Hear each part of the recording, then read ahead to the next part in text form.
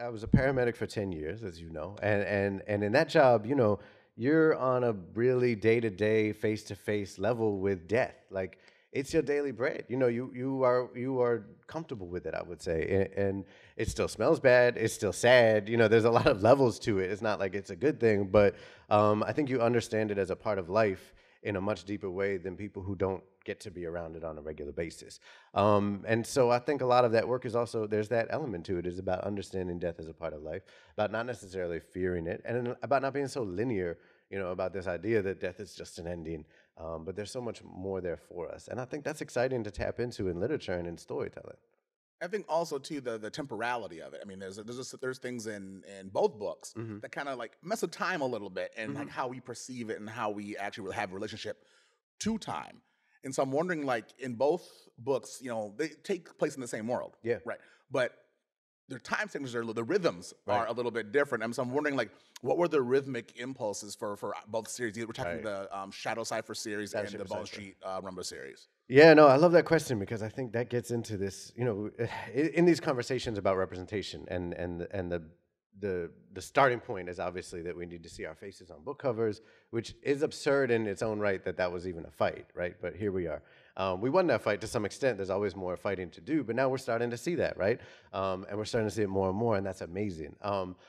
But we also need to talk about those deeper levels of literature that have been completely wiped out by the gentrification of literature, you know, by the annihilation of people of color in literature, which has been going on for decades, by the lie that literature has told us for so long, which is that we either don't exist or aren't worth it, you know, or are doomed sidekicks or clowns or bad guys.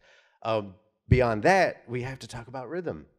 You know, we have to talk about the different ways that we tell stories, the different meanings that stories have in our different lives. All those things are very cultural and very deep seated in us. And now that we're starting to see people of color take over on a way that on a scale we hadn't seen before, and I mean that in the best way, we're starting to see all these different rhythms come up, not just like each culture has one, but as we know, each culture has so many, right? Each person has so many.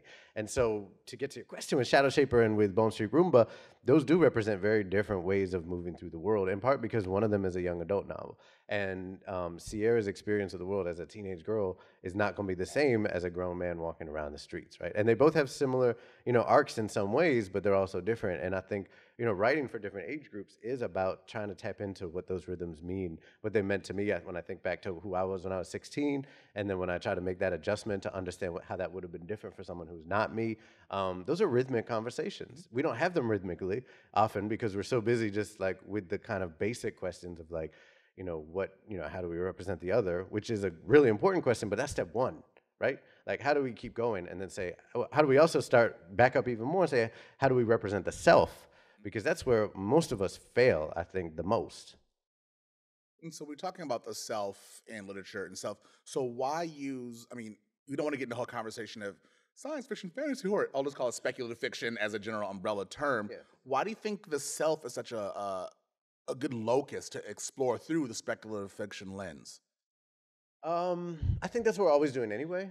You know, I think every book is a kind of autobiography in its own way or memoir, and I think that's cool as long as we understand and recognize it, and then are able to use that and strategically, you know, bring it into the work instead of trying to dip and dodge around it and be cute about the fact that that's happening, right? Because we're always writing the self. We are always writing the self on some level.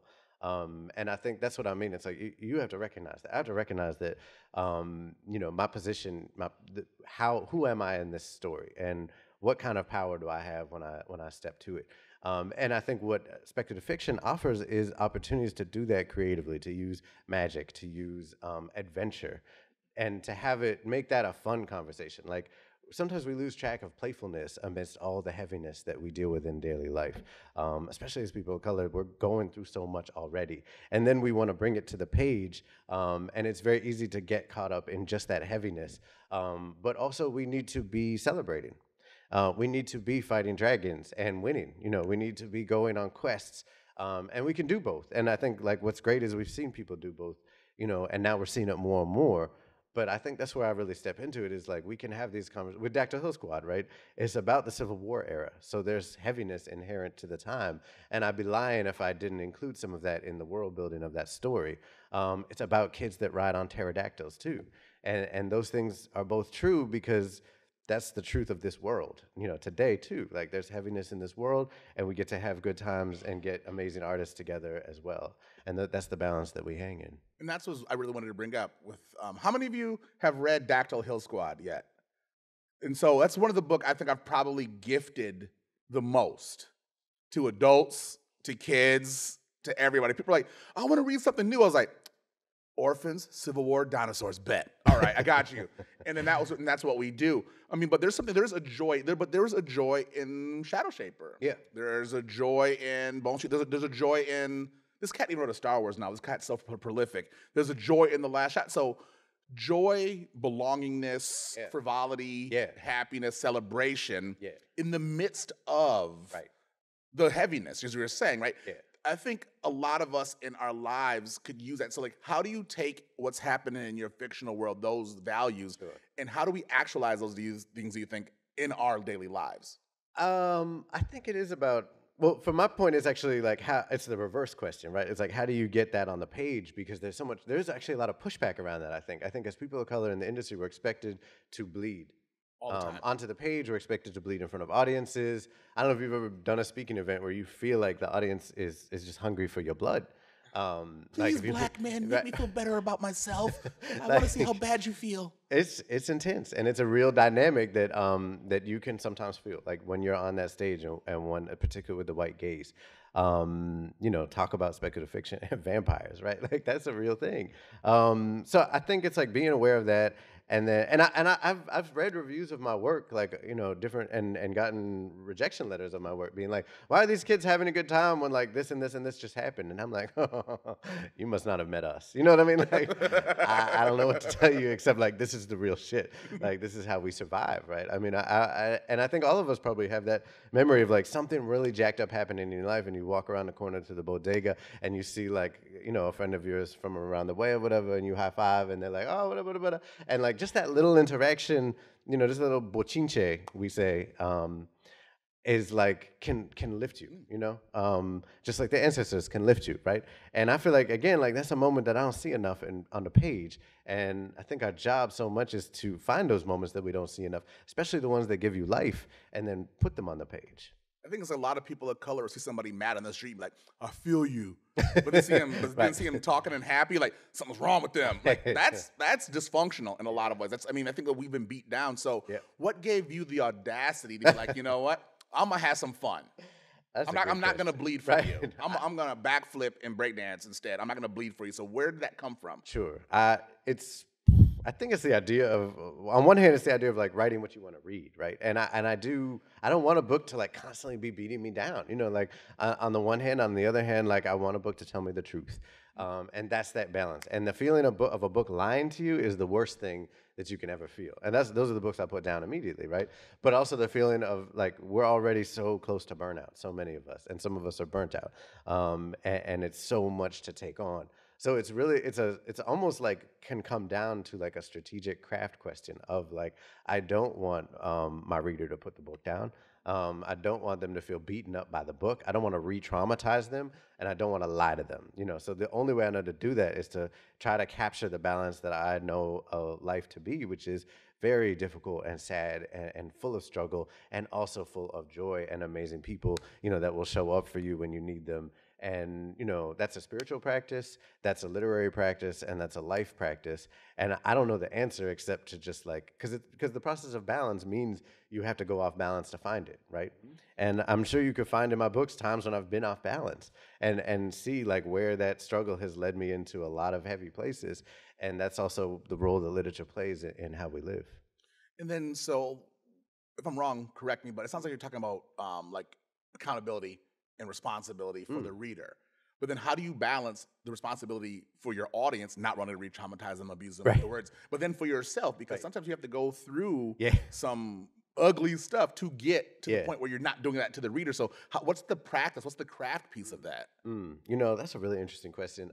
In my practice, and as a santero, like we really believe in cleansing, you know, and I think almost every spiritual tradition probably has some practice of cleansing. Sometimes that's done through meditation. Sometimes it's done through different physical work. It can be dance. You know, it can mean a lot of things to a lot of different people. But I really believe in the energy that we're pulling down can be a very intense energy, and so I will have a daily practice of cleaning off after a writing session, especially if I'm writing a particularly heavy scene, you know, spiritually cleansing and leaving that at the crossroads or with my altars or wherever it needs to be. Because exactly, this is heavy shit, you know, and we're pulling down a lot. And we have to deal with that. And I think if we don't, we risk our own mental health, we risk our families, you know, we risk the work itself. And it's all well and good until it's not. You know what I mean? And it also just comes down to the basic level of self-care, which as artists of color, we're never taught to really tap into and to value. Because what we're taught is like, if you're half as much, then you have to do twice as much to all that, you know? And so it's like, where in that equation does self-care fit in? Like, where do we get to take a spa day in the middle of all that? Like, trying to be twice as good stuff, right?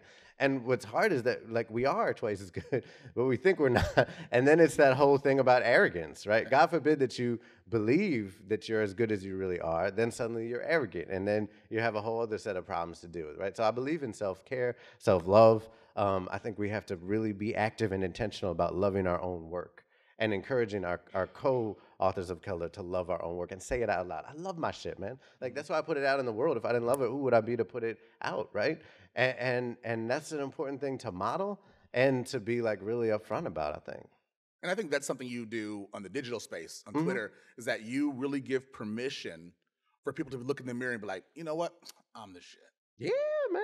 And I think that's important to do, because I think you're right. I think that we are so entrenched in the idea that we have to reveal some deep-seated truth. Like, we're like the magical Negro or the dope Latina maid who is going to help the white lady find a man or whatever, right? But you gave us permission as creators of color to go, hey, you know what? We're dope in this regard. And then there's something about that that's liberating. Yeah. I think sometimes writing itself can be a form of self-care. It is. When you're able to like, reveal whatever that's not just the pain. Yeah, that. But that's also one of the challenges, right? Because, shit, I'll never forget something my therapist said to me very recently, but I also know I'll never forget it, which is that artists love to take ourselves apart because we love to put ourselves back together. Bro, I had to take a minute. Okay, sit with that for a second. You are worth every dollar that I'm sitting in. All I saw was the entire congregation go, well, exactly, that's man. what I just saw. I was like, I'm uncomfortable. That's so real. But that's also that's the narrative, right? Like, all narratives are about taking yourself apart and putting yourself together. Just like, that's why that whole piece about autobiography is sort of true, is because we're always telling the story of our own collapse and our own resurgence, you know, resurrection on some level. And so, you know, finding that truth and owning that, it is about looking into the mirror, I think. Like, it is about really being able to say, like, okay, this is what I'm doing, this is what I'm going through. How am I going to go through it in an honest way? How am I going to be accountable to myself and to my community? And how am I going to bring that fire to the page at the same time? The good news, I think, is that is fire. Like, if the honesty is the fire. Like, if you're really owning it and looking at it, dealing with patriarchy, you know, dealing with accountability, dealing with the complexity of different forms of privilege within the people of color community. You know, if I'm honest about what my skin tone gets me in life and how that changes the dynamic for me versus you, if I'm honest about what that allows me to say and not say in the public sphere, and how my anger is red versus someone else who's darker, like, dealing with all those things, that makes literature better. You know, and I think for so long we've told ourselves the lie that, like, oh, that's how stuff gets boring or didactic or preachy. And that's the opposite of true. Preachy literature is preachy because it's preachy, because people wrote it badly. You know what I mean? Not because they dealt with deep shit. Yo, but in that narrative deconstruction of self, like, what happens when you find something about yourself and you're like, oh, why is that there? Like, what do you do with that? Do you write it out of existence, or do you highlight it so you can slay the demon because you named it? Like, what do you do with it? Well, I think that. It's a great question. it's that we're dealing with things that are there's personal shit that we're dealing with. That's a journey, and then some of it belongs on the page, and some of it doesn't, or some of it belongs on the page, but not in public. You know what I mean? And I think we do have to make that distinction because there's an idea too as an artist that everything is for all the people, and it's not. You know, like keep a journal, man. Like not you, but like you know, like. That's what I tell people who come up like assholes in my mentions. Like, put it in your journal. Like, I don't want to know. You know what I mean? Clearly, you're working some shit out. You don't need to do it like here. Or charge them. Right. Or yeah. Charge 'em. Exactly. Or here's my PayPal. Here's give me some money. But yeah, I think it is really important that we cultivate a space that's just for us as artists, because we're always taught, especially when you monetize your craft. Like I have some bomb journal entries, man. Like I wish I could publish it. And there's some good writing in my journal, but y'all can't see that. That's for me. I didn't write it for y'all. Maybe when I'm dead it'll come out, but I won't. Whatever. I'm just saying there's some good writing in there. But we really need to cultivate spaces that are just for us to put down our work. I recently started just doodling, and that's been so good for my process because that's my first love of art, as an art form is doodling. Like I was a doodler. I was a drawer, a cartoonist when I was a kid. Comics was my first love. And so it's nice for me to just be able to put stuff on the page, and I'm not going to publish it anyway. I'm just going to draw some monsters, That's it. It's important. That's self-care, too. And I think that the idea of monsters shows up quite a bit in your work. Yes. And I mean, John Jennings, who's here in the office, has tons of wonderful things about the idea of the monster. Yeah. Victor LaValle has some wonderful things about the idea of the monster. So when you're discussing the monster or a monster or monsters, what are you talking about? What is your metaphor? Yeah, honestly, it's not that deep for me, and I wish it was, because I just love I like scaring people. I know, no, that's the opposite. So maybe it is. I mean, to me, like this, I love the idea of monsters being on our side. I think it's similar to ghosts. It's like it's a reclamation piece. But that moment when Atreyu gets on Falcor, like that moment when is it Atreyu? Never-ending story. If you have Atreyu, right? Yeah, Atreyu, yeah. Get on the other kid. Either way, that's good shit. I love it when people get on monsters and monsters help save the day. So it is a kind of a counter narrative because we're so taught that monsters are the ones you have to slay and the bad guys. I mean, the Beast is so much cooler before he transforms into that douchebag that she ends up with at the end of the movie. I'm sorry, that's just a fact. And my first movie, we disagree about this, but Return of the Jedi is one of the greatest movies of all time, and that's fine. You can be wrong. I'm the one being interviewed, fortunately, so it doesn't matter what you think. But The Rancor was my first movie memory, and I ran out of the theater, which is how powerful it was for me. I mean, I was 3, so I ran back in immediately afterwards when I knew it was safe, and then I went and saw the movie 15 more times because it was my favorite movie of all time, and it still is. That was such an electrifying thing to be because up until that moment, right, it's all just Jabba's palace, which is one of the greatest movie sequences ever, but all the guys are kind of human sized, right? Shut up. And then suddenly it's this thing comes out. It comes out of the shadows, and you're like, the scale just changed, right?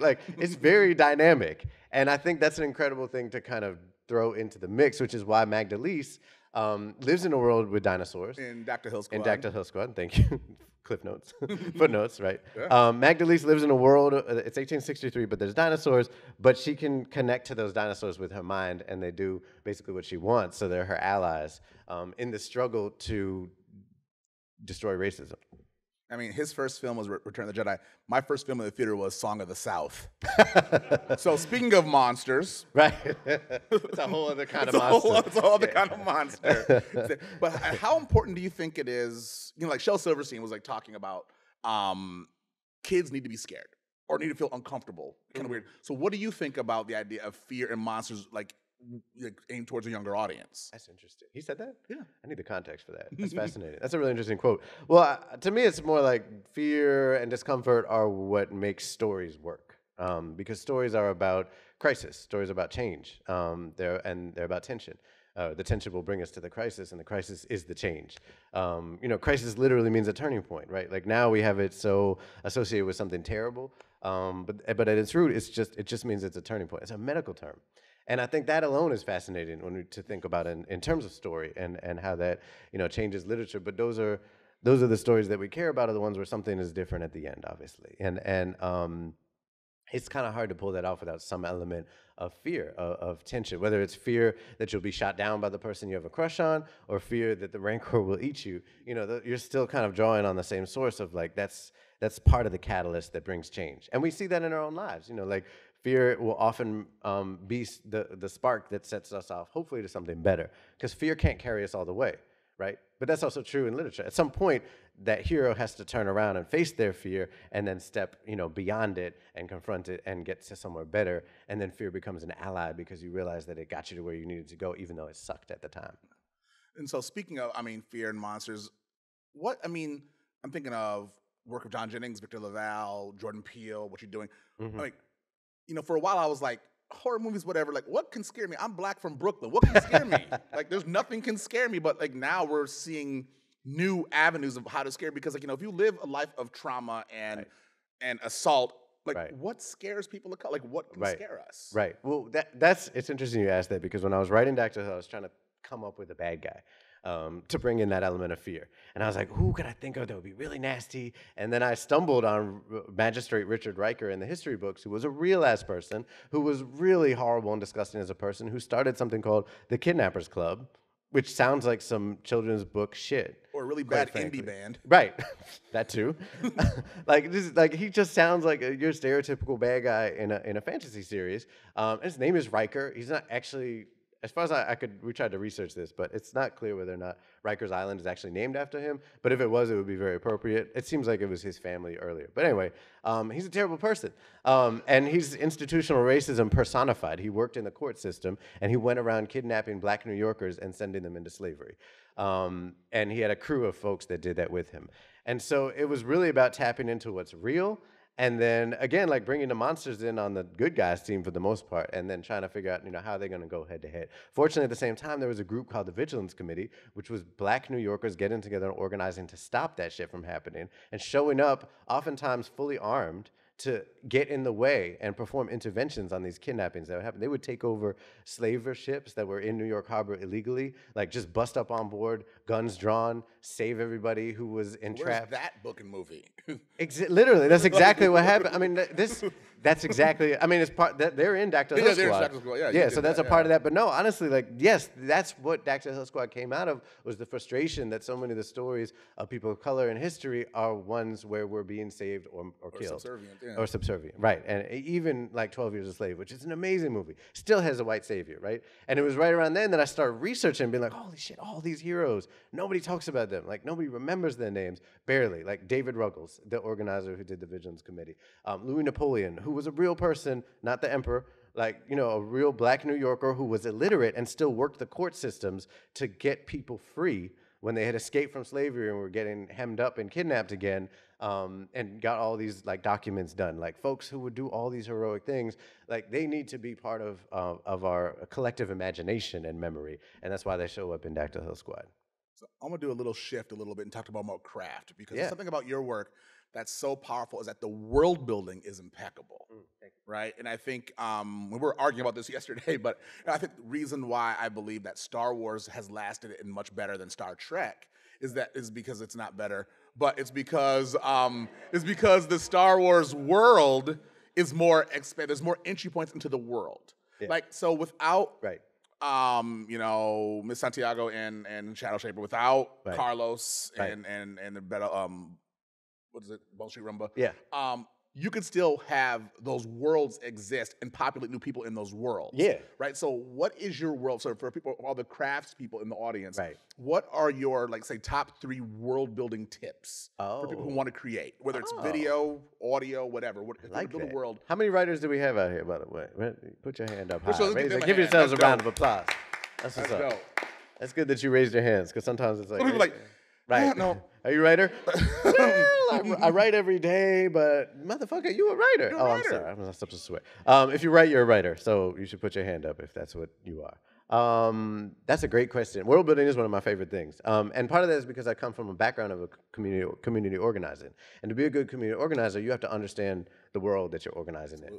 And that's a system of micro and macro. So I think one thing I would say is like recognize that, right? That you're always working within micros and macros, and that's how you avoid that really annoying one-note world building thing that happens a lot. I'm not really subtweeting anyone. I'm just saying, like, those Lord of the worlds where, Rings. like, Excuse me. no, I'm not. I'm literally not. I don't know. Oh, got it. I don't know who you're talking about. I'm just saying those worlds where it's like the one thing that's weird, and then pits all the characters against each other. But we know nothing else about the world, and nothing else apparently matters about the world. But, like, newsflash, everything matters about the world. Like, we live in a world that is full of these complex, interacting dynamics of power, of culture, of history, of gender, of all these different things. And that's what makes the world rich. Much like we were saying earlier with this idea of, like, examining the self makes literature better, obviously, but somehow not. It's also true of looking at the world around you. And I think the deeper we can understand, first of all, power in our world building, and the more complex a power analysis we have, I think the better it gets. And that's why Octavia Butler is the queen of all stories and everything else. Like, that's why we revere her name and light candles in her memory, in part is because she understood and had a very deep conversation with power. She was the Foucault of sci-fi. Like, she did not back down from getting deep about all that stuff between race and gender, between individuals, between an individual and their society. She broke it all down, and she made everybody uncomfortable by doing it. And that's why she's who she was. And, and we carry her with us. So, it's about, like, just not breaking it down to this simplistic duality of good and evil, and understanding that there's always going to be infighting within those different complexity of power, complexity of understanding this idea, which is also central to organizing, that the cops unfortunately live inside our hearts and our heads. And that our real work as revolutionaries is to get them out. And that's a lifelong process. It's not like you reach somewhere and then you just stop being a part of the police state. No, like, we're always going to be engaged with that, unfortunately. So how do you do it? With self-reflection, with deep conversation with people, with accountability, all those things. But that's also true in story, right? So, like, understanding that level of power dynamic is always going to be between us, and the different characters are going to be dealing with power differently. I think that's what makes worlds come alive. And then finally, character. Like, Brooklyn is Brooklyn because of the people that live in Brooklyn. New Orleans is New Orleans because of the culture, which means the people of New Orleans, And they're changing because of the cultural erosion that happens with gentrification and with different forms of violent police state mechanisms that are in play. And so, understanding that, again, on the power level, but also just on the human level, even if the humans are dragons in your story, that's what makes worlds come alive, is the beings and the spirits that inhabit them. And I think what you and what the next author, who's come, Rebecca Roanhorse, has done is almost created fiction as part of our folk culture. Like, there's something very folksy, not in an anthropologist derivative way, right? But like how hip hop is folk culture. Right. We confuse youth culture with hip hop. No, hip hop is Black and Latino folk culture. Right. Yeah. Right. No, and so I think what you've done is create folk culture. Like, it's fiction, but there are cultural alleyways that I can actually go into to explore more about myself that actually take place in the tangible world. Right. And so I'm wondering, was that intentional? Was it a byproduct or what? I'll tell you exactly why that happened, because to me, as part of my inspiration, I honor the voices in the bodega as much as I do the voices on the bookshelf. And I don't think you can actually I can't really do it as a writer without those voices. Because that's who I know to be telling the truth to me, because the voice on the bookshelf often weren't.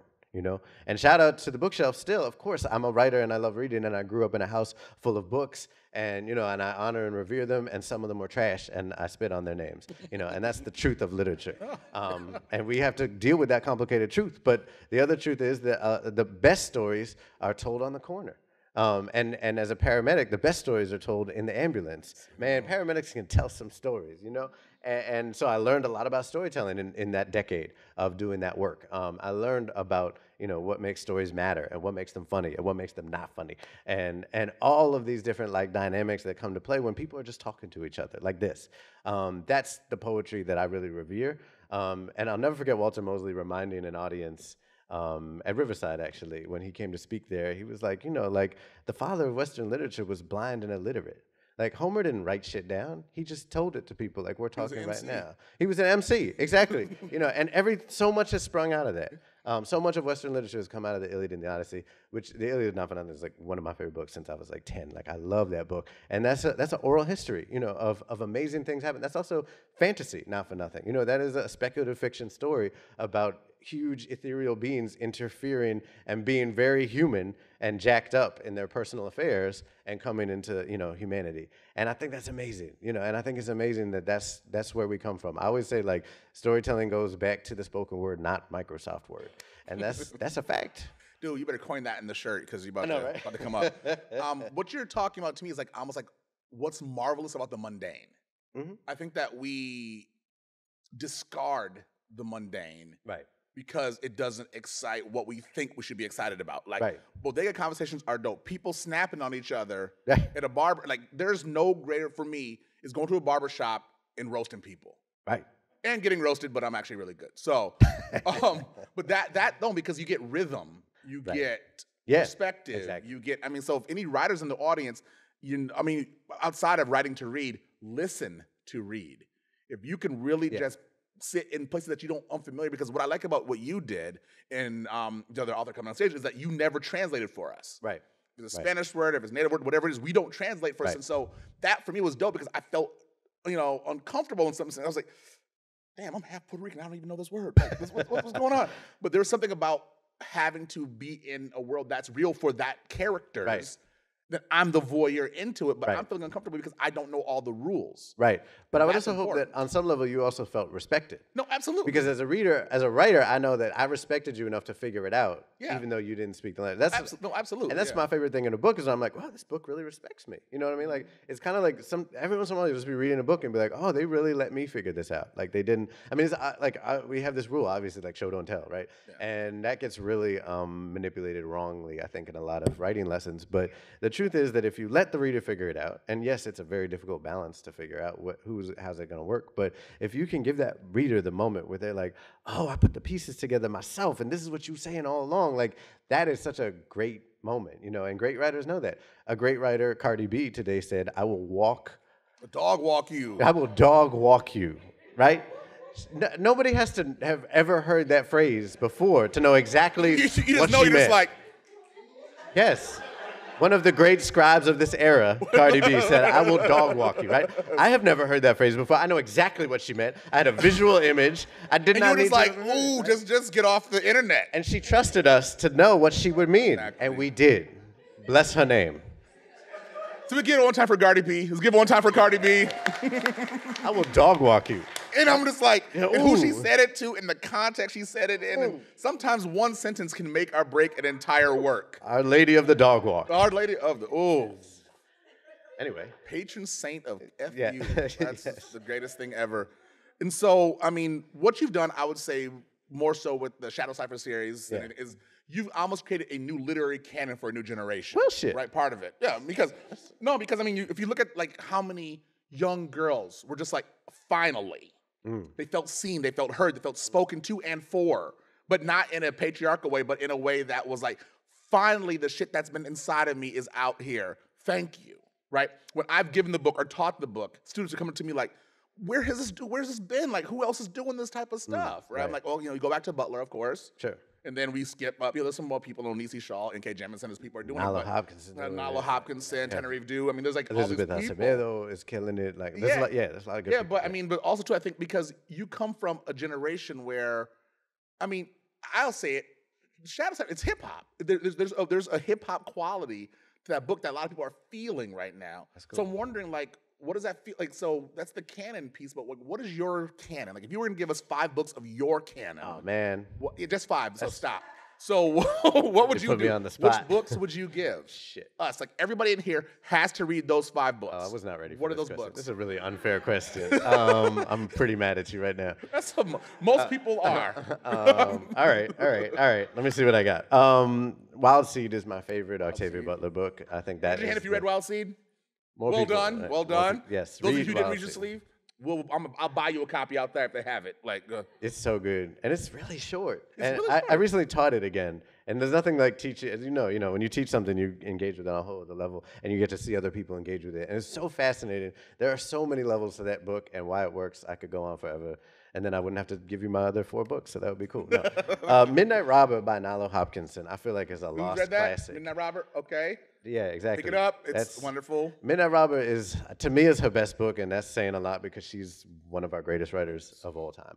But Midnight Robber deals with so many different things, and it does it in such a complex and playful way. It's fantasy, it's sci-fi.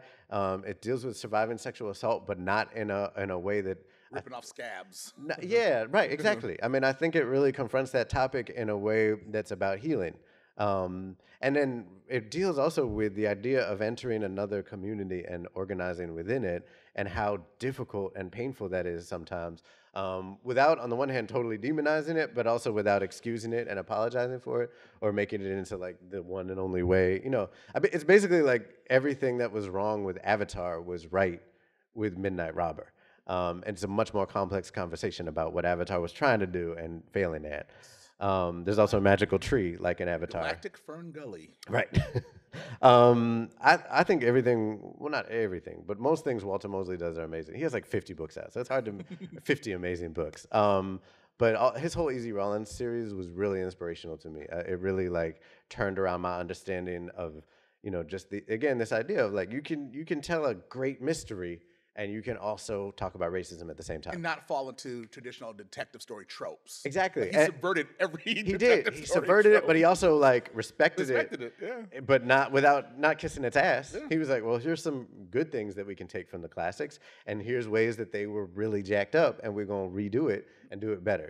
Like Easy being such a man of his community is really inspiring, and something that I didn't mean to like grab up, but it definitely ended up being a part of the Bone Street Roomba, where Carlos is constantly moving through. He's kind of gathering community around him without meaning to, and that's just a part. He wants to be the lone wolf, like noir hero, but he just keeps like meeting amazing people who like latch onto him, and then he latches onto them, and then he just builds this great world of the living and the dead that eventually throw a big dance party, which is kind of because I think we have to be able to imagine the future we want, right? I mean, I'm sure people have said this in really perfect ways, but it's not just about tearing down, it's also about imagining what we want.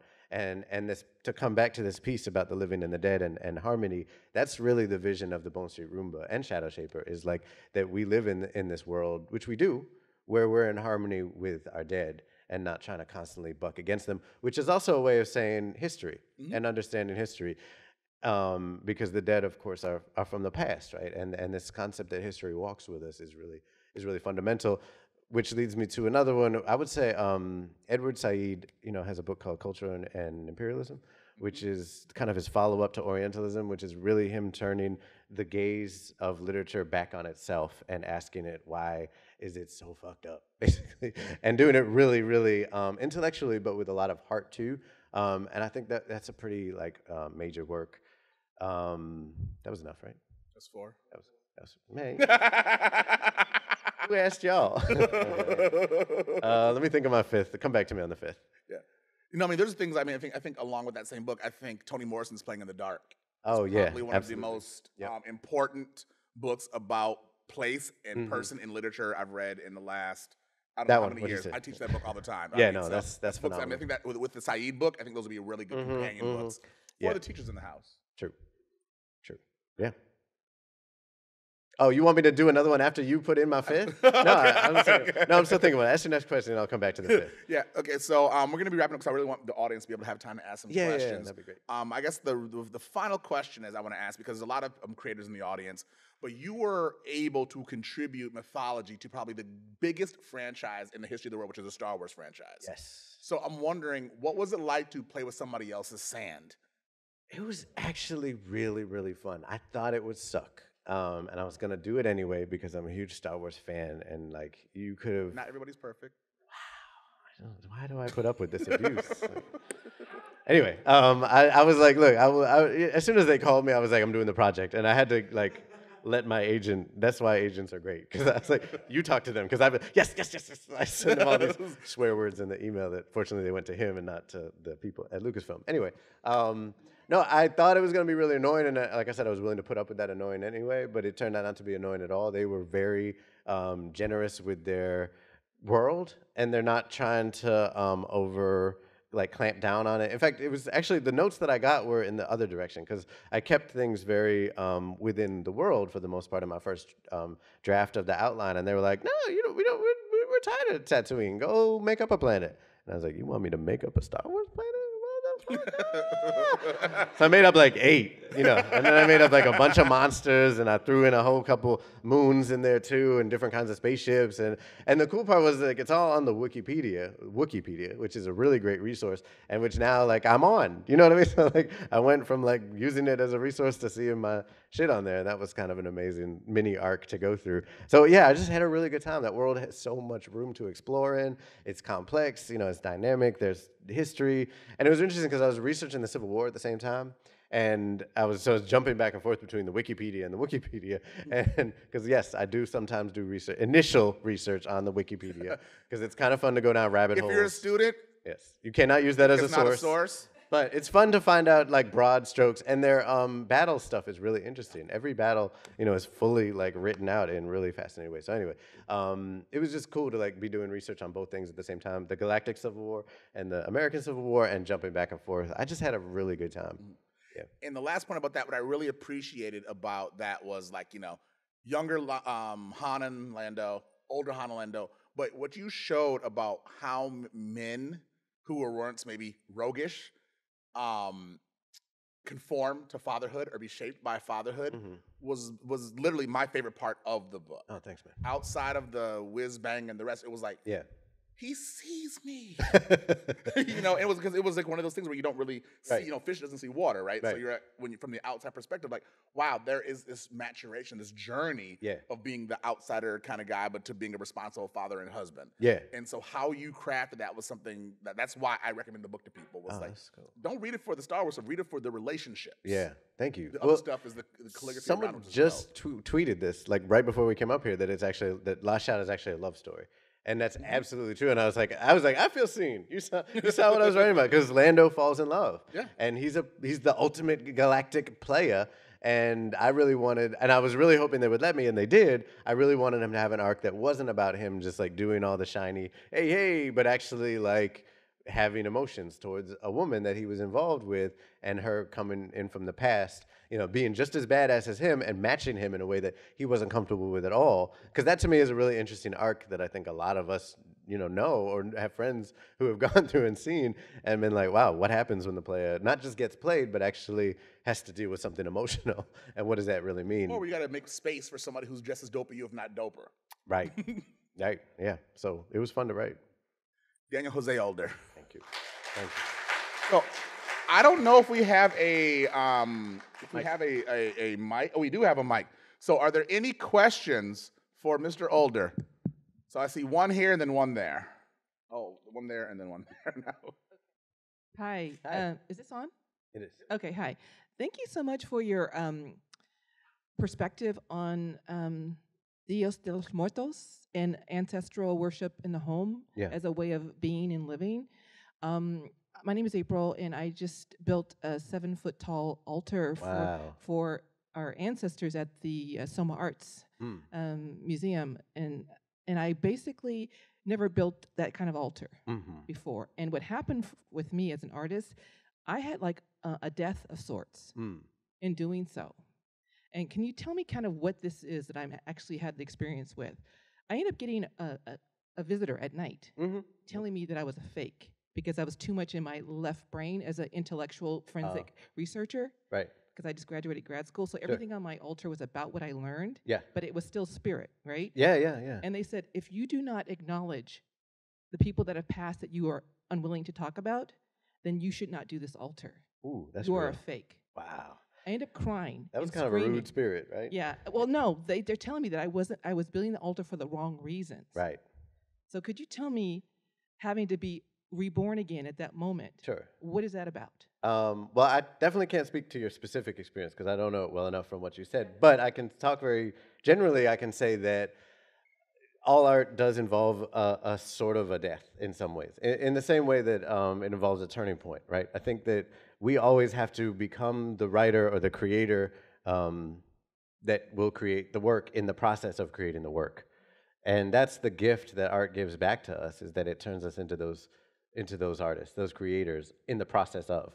So, in the midst of writing a book, at some point, you will be challenged by that work, and because you're always in conversation with it, right? And then you will step up to that challenge, much like the protagonist in the story has to step up to their challenge, and you will untangle that knot and figure out what you needed to do to get it there. And I think that's what you went through. I think you went through it in a very visceral and spiritual way, but that's the same process that we all go through in one form or another. It sometimes feels very much like death, when you're just at that moment when you're like, all right, I just spent like however many months and however many words are on the page and the book doesn't work, and you might have to start from scratch, God forbid. Or Shadow Shaper, I cut off the last 2/3, which isn't the last anything. It's like more of the book than not, right? And then went back and rewrote it from the first third, which felt like death at the time. But death is a beginning, of course, and death means a lot of different things. And again, we have a very negative connotation of it, but it actually is how we get to where we are now. And so I think that Spirit gave you a gift. And I think it was a painful gift, but those are the best kind, really. And it's true. Grad school can really jack you up because they're really trying to get you to think with one part of your brain, and the rest of the world, it doesn't function in that way necessarily. Not to mention whiteness, and all the different layers of how whiteness and academia interact to destroy us. Very literally, right? Because genocide and academia are connected, but also on a spirit and a gut level. So, cleansing is important, once again. And I think also just listening. The listening process that Sean spoke of is very real in terms of being a writer and hearing the rhythms of people around you, but it's also true in terms of listening to spirit and understanding, like, what am I really here to do, and what's the real work? And I don't think that means, like, academia is useless or that you need to forget all the things you learned. It means, how do you find balance? And part of the way you do that, you do have to let go of a lot of that stuff, and that's hard to do because we were trained so rigorously to hold on to it as tight as we could for all those years. But it's a beautiful process that you're in. Yeah. Other questions? Right. Yeah. So thank you very much for all your work. Yeah. 2 not quite questions. 1, we're still waiting on the 5th book in this list. I'm still waiting. I was the one who's counting. I still Wait, don't which know one? what your 5th book on the canon is. Whenever you get to it. Yeah. Not for here, but I'd also really love to know what your thoughts on the Spider-Man movie, Into the It's Spider-Verse incredible. are. Right. That's it. I got no thoughts. It's amazing. Back. It's the best movie of the year, period. Back. Yeah, I was going to ask for a tweet thread on that, but whatever. Actual question. One of the things I really, really appreciated about the Shadow Shapers series as a whole was how plugged into youth culture you were. Thanks. And like how authentic it felt, and like how it felt like I had a window into the world of current teenagers in Brooklyn. You're not a teenager. Wait How? a minute. Now, are you sure? I'm pretty sure. I didn't get a beard like My that till I birthday was 23. actually on Monday, so no.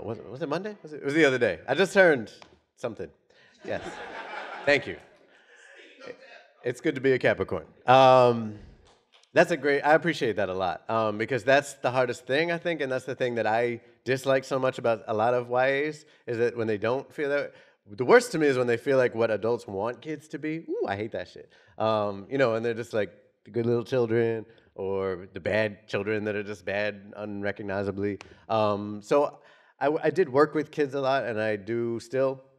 And I think it does come back to actually what we were just talking about, this idea of listening.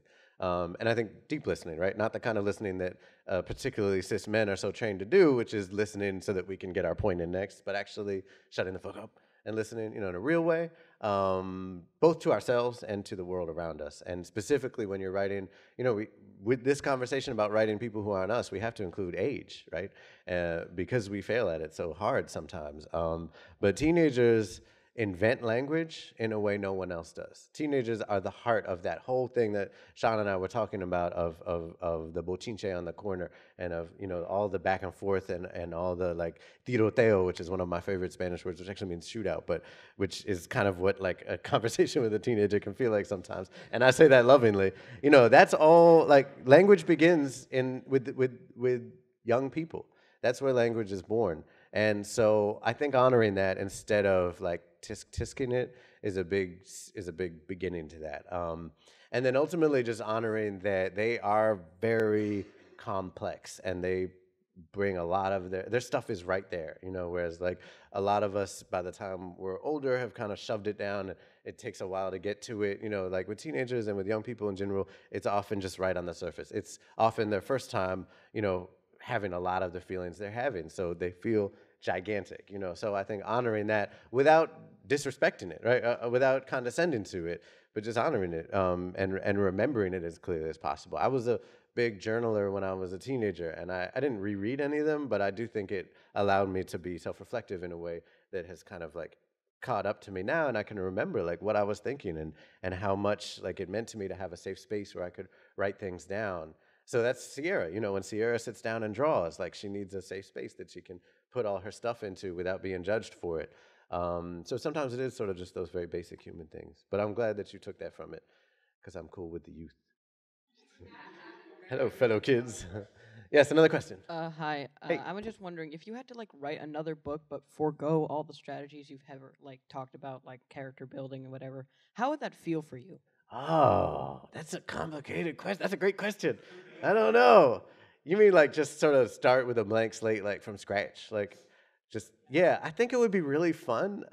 Because I think it would be a book that I was writing like with no, kind of what we were talking about earlier, like with no thought about trying to publish it. It would have to be something that maybe like long down the road after many, many edits, I would, whatever, but it would be an exercise in just being like, let me just tell a story for me and nobody else. Let me just put a story on the page and just see where it goes instead of trying to, because I can't speak to anyone else's process, but I know like it's very clear to me when I'm letting the story kind of run and when I'm doing what you're saying, which is bringing it, being like, you know, I think we need a turning point here. I think we need more tension in this moment, right? Those are very like intentional moments for me. Like I know my own voice and I know when the story's pulling in a different direction and then that how you reconcile those two. So it mean really like being like, nope, not gonna do that thing where I try to make the story work and just like letting it ride. And I think it would be fun. I look forward to having the time to do that one day because it's a great idea. It's a really good exercise. Yeah. So I want to thank Daniel Jose Older. Please give him a round of applause. Thank you. Thank you. You've been wonderful. Thank you so much. I want to thank everybody who showed up today. Also, if you're going to tweet this, hashtag is hashtag BBCAF2019. Also, give us about a 6-7 minute changeover. Please stay for Rebecca Roanhorse because that book. Yes. Woo!